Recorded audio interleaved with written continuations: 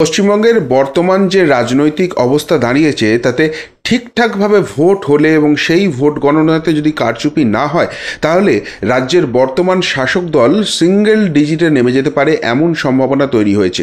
এবং এই কথা কোনো রাজনৈতিক বিশেষজ্ঞ নয়, সাধারণ মানুষের সঙ্গে যখন কথা বলছি সেই কথারই প্রতিচ্ছবি উঠে আসছে। কিন্তু একটা ব্যাপারে তারা প্রচণ্ড রকম হতাশ, সেটা হচ্ছে ভোটটা ঠিক করে হবে তো।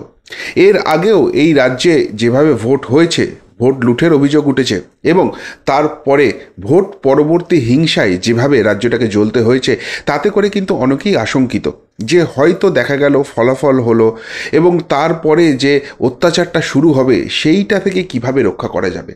আর এই সমস্ত রিপোর্টকে অ্যানালিসিস করে এবার কেন্দ্রীয় নির্বাচন কমিশন এমন এক নজিরবিহীন পদক্ষেপ করতে চলেছে যাতে করে মনে করা হচ্ছে যে শাসক দলের পক্ষে এবারের ভোটটা কিন্তু রীতিমতো টাফ হতে চলেছে।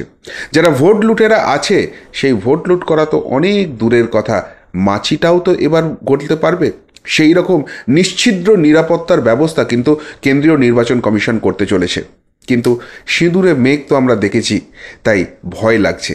কিন্তু সেই ভয়টা যে আর লাগবে না, কেন্দ্রীয় নির্বাচন কমিশন ঠিক কী ব্যবস্থা, কিভাবে স্ট্র্যাটেজি তৈরি করছে তার পুরোটা আপনাদের সামনে নিয়ে আসব এবং নিঃসন্দেহে বলতে পারি সেই পুরো স্ট্র্যাটেজি জানার পর কনফিডেন্স লেভেল কিন্তু অনেকটাই বুস্ট আপ হবে। শেষ অবধি দেখুন এই প্রতিবেদন। নমস্কার, প্রিয়বন্ধু মিডিয়ায় আপনাদের স্বাগত এবং আপনারা দেখছেন প্রিয়বন্ধু বাংলা, সত্যের সন্ধানে সর্বদা আমি শুদ্ধশীল। বন্ধুরা, অবশ্যই করে বুঝতে পারছেন যে কেন্দ্রীয় নিরাপত্তা বাহিনী নিয়ে একটা বড়সড় পদক্ষেপ নিতে চলেছে কেন্দ্রীয় নির্বাচন কমিশন। কিন্তু তারপরেও প্রশ্ন উঠছে, এর আগেও তো কেন্দ্রীয় বাহিনী দিয়ে ভোট হয়েছে। আমরা 2019-এর ভোট দেখেছি, আমরা 2021-এর ভোট দেখেছি, কিন্তু তারপরে কি সব জায়গায় ভোট লুটটা বন্ধ করা গেছে? এবং ভোট লুটের থেকেও যেটা সাধারণ মানুষের খুব কনসার্নের জায়গা, সেটা হচ্ছে যে ভোটের পরবর্তী যে হিংসা, যেখানেই বিরোধী দেখা গেছে সেই বিরোধীদের উপর কিন্তু চরম অত্যাচার নেমে এসছে এবং তার ফলে ঘর পুড়ে যাওয়া, দোকান ভেঙে দেওয়া, এরকম অভিযোগ তো ছিলই। তার পাশাপাশি মহিলাদের শ্লীলতাহানি থেকে শুরু করে প্রাণ যাওয়া, সেই অভিযোগও উঠে এসছে। সেই সমস্ত কিছু কি এবার বন্ধ করতে পারবে নির্বাচন কমিশন? সেই প্রশ্নটা ঘুরছে। কিন্তু কেন্দ্রীয় নির্বাচন কমিশনের যদি ব্যবস্থাপনাটা দেখেন তাহলে কিন্তু আপনারা নিশ্চিতভাবে অ্যাসিওরেন্স পাবেন এবারের ভোটটা কিন্তু অন্যরকম হতে চলেছে। কীরকম? গতকালই কেন্দ্রীয় নির্বাচন কমিশন একটা বিবৃতি জারি করেছে, একটা প্রেস রিলিজ জারি করেছে এবং সেখানে সারা দেশের ভোট পরিচালনা করার জন্য কিভাবে কি কেন্দ্রীয় বাহিনী দরকার তার একটা পূর্ণাঙ্গ তালিকা একদম স্টেট ধরে তারা পাঠিয়ে দিয়েছে। এবং সেখানেই চমকে ওঠার মতো যে তথ্যটা পাওয়া যাচ্ছে সেটা হচ্ছে পশ্চিমবঙ্গের জন্য সবথেকে বেশি কেন্দ্রীয় বাহিনীর ডিম্যান্ড করা হয়েছে। প্রায় 1 লক্ষ কেন্দ্রীয় বাহিনীর জওয়ান দিয়ে এবারে পশ্চিমবঙ্গের 42টি আসনে ভোট হবে, গোটা দেশের মধ্যে সবথেকে বেশি। এবং সবথেকে মজার কথা জানেন, যে জায়গাটাকে ভারতবর্ষের সবথেকে উপদ্রুত অঞ্চল বলে মনে করা হয়, যেখানে টেনশনটা সবথেকে হাই ভোল্টেজে থাকে, যেখানে বৈদেশিক শক্তি সবথেকে বেশি আশকারা দেওয়ার একটা সুযোগ পায় বলে বারবার অভিযোগ উঠেছে, সেই জম্মু কাশ্মীরের থেকেও কিন্তু বহুলাংশে বেশি কেন্দ্রীয় বাহিনীর জওয়ান পশ্চিমবঙ্গের জন্য ডিপ্লয় করার প্ল্যান করা হচ্ছে। পশ্চিমবঙ্গের জন্য 920 কোম্পানি কেন্দ্রীয় বাহিনীর জওয়ান চাওয়া হয়েছে, সারা দেশের মধ্যে হায়েস্ট। এবং তারপরেই অবভিয়াসভাবে রয়েছে জম্মু কাশ্মীর, যেখানে 635 কোম্পানির জওয়ান চাওয়া হয়েছে। এরপর মাওবাদী অধ্যুষিত এলাকা ছত্তিশগড় এবং বিহার, এই দুটো রাজ্য রয়েছে, যেখানে ছত্তিশগড়ে 360 কোম্পানি এবং বিহারে 295 কোম্পানি কিন্তু চাওয়া হয়েছে। উত্তরপ্রদেশ ভারতবর্ষের সবথেকে বড় রাজ্য, সেখানে ভোট করতে গিয়ে 252 কোম্পানি। অর্থাৎ পশ্চিমবঙ্গে যেখানে 42টা সিট আছে, সেখানে উত্তরপ্রদেশে প্রায় ডাবল সিট রয়েছে, 80টি আসন রয়েছে, কিন্তু সেই উত্তরপ্রদেশে 252 কোম্পানি সেনা চাওয়া হয়েছে। পাঞ্জাব এবং ঝাড়খণ্ডে 250 কোম্পানি করে চাওয়া হয়েছে। এবং মণিপুর, বুঝতেই পারছেন সেখানে গণ্ডগোল রয়েছে, ছোট রাজ্য হওয়া সত্ত্বেও অন্ধ্রপ্রদেশ, রাজস্থান, গুজরাট এবং তামিলনাড়ুর সঙ্গে মণিপুরেও কিন্তু 200 কোম্পানির সেনাবাহিনী চাওয়া হয়েছে। আধা সেনা জওয়ান সেখানে ডিপ্লয় থাকবেন। এবার পশ্চিমবঙ্গের ছবিটা একটু আলাদা করে আপনাদের দেখায়, তাহলে আরও ভালো বুঝতে পারবেন যে ঠিক কী ধরনের নিশ্ছিদ্র নিরাপত্তার ব্যবস্থা পশ্চিমবঙ্গের জন্য করা হচ্ছে। পশ্চিমবঙ্গে মোট 42টা আসন আছে এবং সেখানে 920 কোম্পানি ডিপ্লয় হতে চলেছে। অর্থাৎ যদি গড় করা হয় প্রায় 22 কোম্পানি করে সেনা এক একটা আসনের জন্য কিন্তু ডিপ্লয় করা হচ্ছে। এবার সারা ভারতবর্ষের জন্য মোট 3,400 কোম্পানি আধা সেনাকে চাওয়া হয়েছে। তাই পশ্চিমবঙ্গের হিসেবটা যদি করা যায়, সেখানে হিসেবটা দাঁড়াচ্ছে যে আধা সেনা চাওয়া হয়েছে সামগ্রিকভাবে গোটা ভারতবর্ষের ভোটটাকে পরিচালনা করার জন্য, তার 27%, প্রায় 27% কিন্তু পশ্চিমবঙ্গের জন্য শুধু আলাদা করে ডিপ্লয় করা হচ্ছে। এবার আপনারা অনেকেই বলবেন যে এর আগেও তো আধা সেনা আমরা দেখেছি সেখানে ডিপ্লয় হয়েছে, সেই জায়গা থেকে পশ্চিমবঙ্গে কি সত্যিই সেই নিশ্ছিদ্র নিরাপত্তায় ভোট করা যাবে? ভোটের আগে যে ভয় দেখানোর পরিবেশ চলে সেটাকে রোখা যাবে?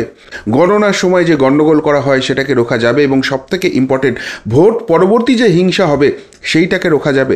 দেখুন, এখানে এখনও অবধি কিন্তু কিভাবে ভোট হবে, ক দফায় ভোট হবে, এটা নির্বাচন কমিশন ঘোষণা করেনি। কিন্তু যেটা ইঙ্গিত পাওয়া যাচ্ছে যে পশ্চিমবঙ্গে কিন্তু আগের মতোই খুব কম করেও 7 থেকে 8 দফায় ভোট হওয়ার একটা সম্ভাবনা রয়েছে। অর্থাৎ প্রতি দফাতে যদি আপনারা দেখেন, অন অ্যান অ্যাভারেজ মোটামুটি ওই 5টা থেকে 6টা আসনে ম্যাক্সিমাম ভোট হবে। ফলে যেটা যেটা প্ল্যান করা হচ্ছে, এই যে 920 কোম্পানি সেনা, এটা কিন্তু এরকম নয় যে এক জায়গায় ভোট হয়ে গেল সেনাবাহিনী এই আধা সেনা চলে গেল।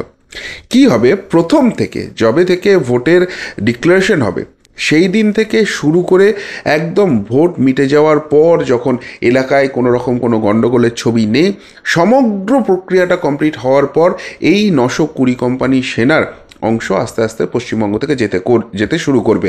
এবং সেটাও কিন্তু একবারই ওই 920 কোম্পানি আধা সেনাকে পশ্চিমবঙ্গ থেকে সরিয়ে নেওয়া হবে না। ফলে গড়ে যেখানে মনে করা হচ্ছে যে 22 কোম্পানি করে এক একটা আসনে পড়ছে, এটা যদি একটা ফেজে ভোট হয় তাহলে সেই সম্ভাবনাটা তৈরি হচ্ছে। কিন্তু পশ্চিমবঙ্গের যে লোকসভাগুলোর বিধানসভা ভিত্তিক যে বুথ সংখ্যা পাওয়া যাচ্ছে, তাতে করে দেখা যাচ্ছে যে এক একটা লোকসভার ক্ষেত্রে মোটামুটি ওই 2100-2200 করে বুথ থাকবে। তাহলে যদি 22 কোম্পানি সেনা থাকে সেখানে, তাহলে সেটার জন্য কিন্তু মোটামুটি 10 জন করে অন অ্যান অ্যাভারেজ চলে আসছে বুথ ওয়াইজ। এইবার কেননা এক কোম্পানি মানে হচ্ছে 100 জন, সেখানে যদি ওই 2200 মতো থাকে সেখানে কিন্তু চলে আসবে। এইবার যেটা করা হচ্ছে যে প্রতিটি বুথে এবার আধা সামরিক বাহিনী থাকবে, প্রতিটি বুথে, একটি বুথকেও কিন্তু ছেড়ে দেওয়া হবে না। বেয়ার মিনিমাম 4 জন করে সেখানে থাকছে। তার পাশাপাশি এবার এই বুথগুলোকে বিভিন্ন রিপোর্ট কালেক্ট করা হয়েছে। একটা তো পশ্চিমবঙ্গের যে রাজ্য নির্বাচন কমিশন আছে তাদের কাছ থেকে রিপোর্ট নেওয়া হয়েছে, পুলিশের রিপোর্ট নেওয়া হয়েছে, প্রশাসনিক স্তরে রিপোর্ট নেওয়া হয়েছে। এবার যেটা সবথেকে গুরুত্ব দেওয়া হচ্ছে সেটা হচ্ছে বিরোধীদের দেওয়া রিপোর্ট। অর্থাৎ অনেক সময়ই অভিযোগ উঠেছে এই যে পুলিশের তরফ থেকে যে রিপোর্ট যায় বা প্রশাসনিক স্তর থেকে যে রিপোর্ট যায়, সেখানে হিংসার ঘটনা বা হিংসার ছবি এইগুলোকে কিন্তু অনেক লুজ করে দেখানো হয়, সব তথ্য দেওয়া হয় না। ফলে যেখানে গণ্ডগোল হতে পারে এরকম বুথের সংখ্যা কিন্তু অনেক কম করে দেখানো হয়। কিন্তু বিরোধীরা জানে কোথায় কি প্রবলেম রয়েছে, ফলে বিরোধীদের এই বৈঠকগুলোকে কিন্তু অত্যন্ত গুরুত্ব সহকারে দেখা হয়েছে। ফলে যেখানে উত্তেজনাপ্রবণ বা অতি উত্তেজনাপ্রবণ বুথ রয়েছে সেখানে খুব স্বাভাবিকভাবেই এই ডিপ্লয়মেন্টের সংখ্যা কিন্তু অনেকটা বাড়বে। এবং সবথেকে বড় কথা, ভোট যখনই ডিক্লেয়ার হয়ে গেল তখন থেকে আধা সামরিক বাহিনী চলে এলো, তারা কিন্তু রুট মার্চ করতে শুরু করবে এবং এলাকায় গিয়ে তারা দেখবে যে কোথাও কোনো গণ্ডগোলের জায়গা রয়েছে কিনা। এবং সবথেকে বড় কথা যেটা হতে চলেছে যে কোথাও কোনো রিপোর্ট এলেই সেখানে কিন্তু ইমিডিয়েটলি এক কোম্পানি অর্থাৎ মিনিমাম 100 জন আধা সেনাকে সেখানে পাঠানোর ব্যবস্থা হবে। এইভাবে তারা সেক্টর ওয়াইজ কিন্তু পুরো জিনিসটাকে দেখতে চলেছে। এবার যে ফেজে ভোটটা হয়ে গেল সেই ফেজের ভোট হয়ে যাওয়ার পর স্ট্রং রুমে যেখানে পাহারা দিতে হবে সেখানে কিন্তু আধা সেনার যে সংখ্যা সেটা হাফ কোম্পানি করে হয়ে যাবে। অর্থাৎ প্রতি লোকসভা পিছু হাফ কোম্পানি করে সেনা তারা কিন্তু স্ট্রং রুমের পাহারায় থাকবে। ফলে স্ট্রং রুমে কেউ সহজে গণ্ডগোল করতে পারবে না। বাকি যারা ভোটের ডিউটিতে ছিল তারা কিন্তু এরিয়া ডমিনেশন স্টার্ট করবে, এরিয়াতে তারা কিন্তু ঘুরে বেড়াতে শুরু করবে কোথাও কোনো ভোট পরবর্তী হিংসার ছবি সামনে আসছে কিনা। এবং যে মুহূর্তে অন্তত 2 থেকে 3 দিন পর কোনো ছবি উঠে আসবে না, তখন সেইখান থেকে আধা সেনা ধীরে ধীরে সরানো শুরু হবে পরবর্তী ফেজের জন্য। এবং দুটো ফেজের মধ্যে কিন্তু 7 দিনের কাছাকাছি গ্যাপ থাকতে পারে এমন একটা সম্ভাবনার কথা শোনা যাচ্ছে।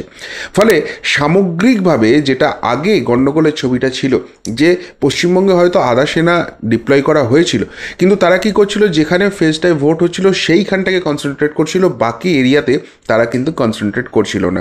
এবার যেটা হতে চলেছে, প্রথম থেকে শেষ অবধি এবং এমনকি ভোট মিটে যাওয়ার পরও বেশ কিছুদিন তারা কিন্তু থাকতে চলেছেন, যাতে কোনো রকম কোনো গণ্ডগোলের ছবি না উঠে আসে। গণ্ডগোলের ছবি উঠে এলেই সেখানে ইমিডিয়েটলি স্টেপ নেওয়া যাবে। এটা গেল একটা বড় স্টেপ।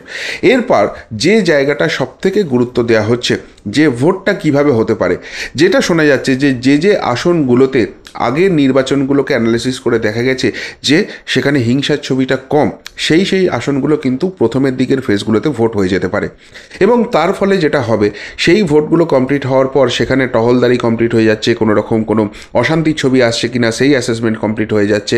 এবং যখন সেখান থেকে সেইভাবে কোনো রিপোর্ট পাওয়া যাবে না, তখন কিন্তু পরবর্তী ফেজগুলোর জন্য সেই সেনাকে, আধা সেনাকে অন্য জায়গাগুলোতে পাঠিয়ে দেওয়া হবে, যেখানে কিন্তু ভোট তখনও কমপ্লিট হয়নি।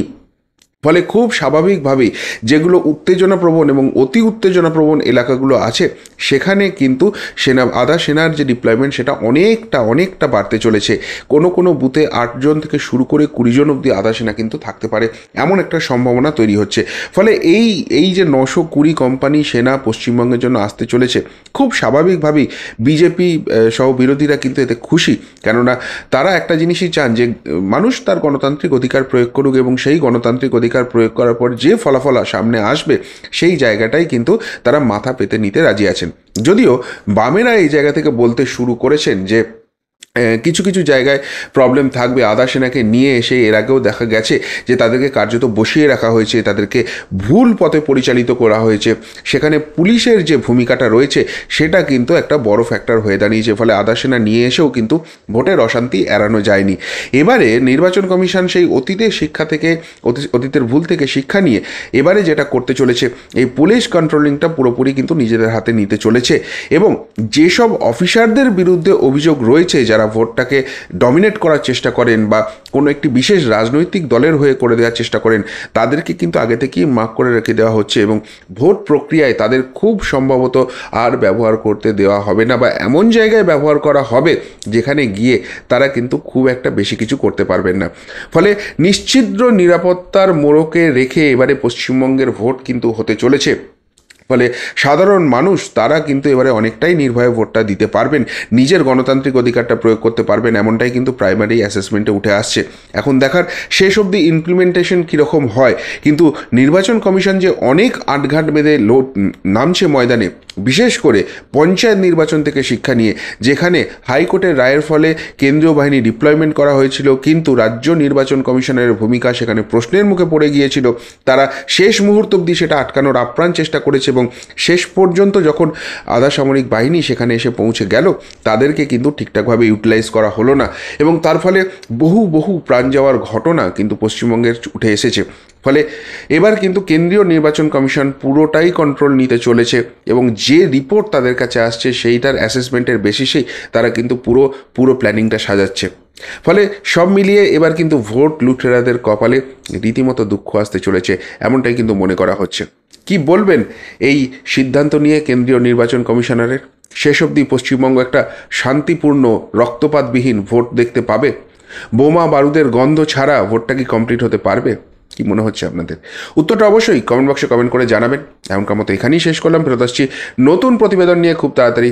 ভালো থাকবেন, সাথে থাকবেন, পাশে থাকবেন। নমস্কার।